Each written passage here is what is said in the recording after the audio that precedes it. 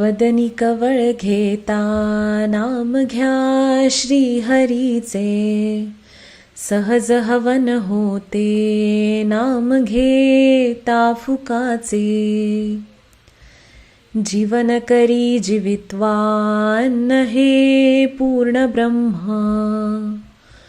उदर भरण नोहे जाणिजे यज्ञ कर्म.